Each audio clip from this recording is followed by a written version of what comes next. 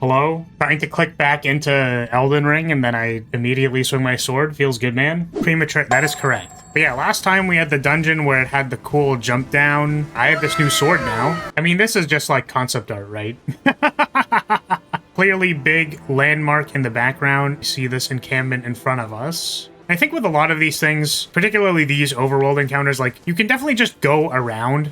Like, they give us the ability to go around. So technically, we don't even need to do this. But I think the hope with, like, any open world game is that, like, try to draw people in. So a cool thing about that is that we have this little encounter right outside of it. It's not like this encounter is supposed to be difficult and then I immediately die.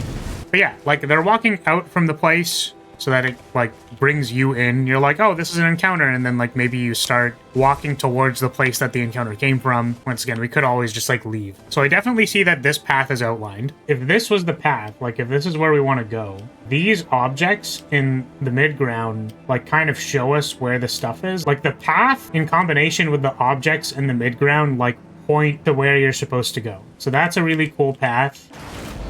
Okay, well, we have the classic Dark Souls. Hey, look at the shiny thing. By the way, here's a cannon.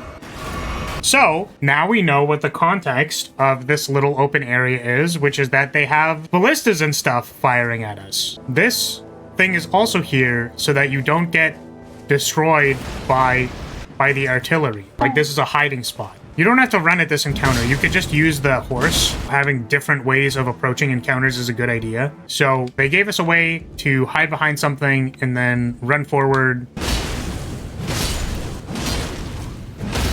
I guess we could talk about paths. The main path would be probably, we went there, right? Coming up here is relatively natural. I could see someone like walking in here and then coming into this part of the encampment. But also, there was this other path where you could deal with the ballistae. Maybe you didn't pick up the item yet, so you wanted to get rid of these, then go back down, get the thing. This path allows us to go from up here back down to where that shiny thing was. That's a nice little circle. And then when we come back, there's another entrance into the encampment. I could also keep going and then go up here.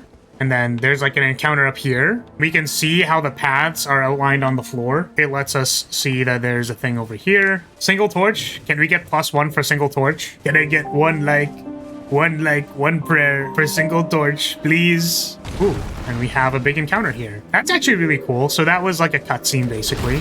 Is it like, okay, is it just gonna keep doing that? Dude, is his head filled with mud? Like, what is that? So that was very cool. I think there was a trigger like around here to activate that guy, like once we walk past here. That was like what I would call a junction area. Clear landmark that you're probably going to go to, and then after you feel like you're done, we get pointed in another direction. So this is actually like the main road. Being able to see that thing, I was like, oh right, I was going there. So the important thing about where we put the exit here as a level designer is like, what does it show me next? So this path goes to the main path. We didn't put it like that way, or we didn't put it like over here.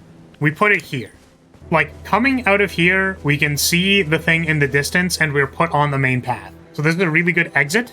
So we had the other kind of obvious path, which is this way. So I think like this path is actually pointing us in this direction. Maybe it sends us on this road up to the bridge and then lets us find this area. So I suppose the takeaway from that is if you make a little junction dungeon, if you made like a Tears of the Kingdom moblin camp, that you would want the exits of that camp to point towards other landmarks in some way or another. Like one major entrance, 3 exits that all kind of point you towards a new thing to do, which is cool. Placing exits are important, making sure people can find more stuff in your open world game. That was cool. That's actually really cool. I like that.